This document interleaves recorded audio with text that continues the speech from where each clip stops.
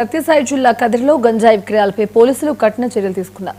ప్రత్యేక బృందం ఏర్పాటు చేసి గుట్టు చప్పుడు కాకుండా గంజాయి విక్రయిస్తున్న 4 నిందితులను అరెస్టు చేసి గంజాయిని స్వాధీనం చేసుకున్నారు. గంజాయి విక్రేతలకు స్పెషల్ ట్రీట్మెంట్ గా కదిరిపట్నంలో రోడ్డుపై నడిపిస్తూ ఊరేగింపుగా టౌన్ పోలీస్ స్టేషన్ కు తరలించారు. అలాగే గంజాయి సేవిస్తున్న మరో 12 మందిని అదుపులోకి తీసుకుని కౌన్సిలింగ్ నిర్వహించారు.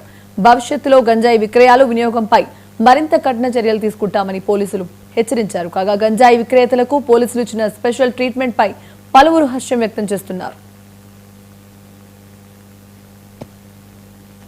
ఆదేశాల మేరకు కదిరి టౌన్ సిఐ గారికి రాబడిన సమాచారం మేరకు ఈరోజు ఉదయం 9:30 గంటలకు కొంతమంది వ్యక్తులు మన టెంపుల్ దగ్గర ఉండే ఏటిగడ్డ వీధిలో గంజాయి అమ్ముతున్నారని రాబడిన సమాచారం మేరకు అక్కడ పోయి రైడ్ చేయగా మొత్తం 4 వ్యక్తులను పట్టుకోవడం జరిగింది.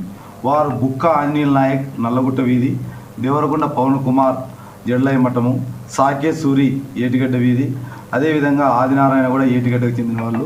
వీళ్ళంతా కూర్చొని అక్కడ గంజాయి వాళ్ళ చేతుల్లో పెట్టుకొని అమ్ముతుంటే పట్టుకోవడం జరిగింది.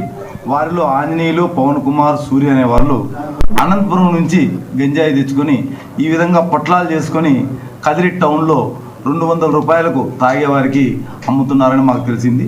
ఆదినారాయణ వ్యక్తి తాగేదానికి కొనుక్కోవడానికి అక్కడ వచ్చారు. అతను కూడా గంజాయి తాగుతున్నారని తెలిసింది.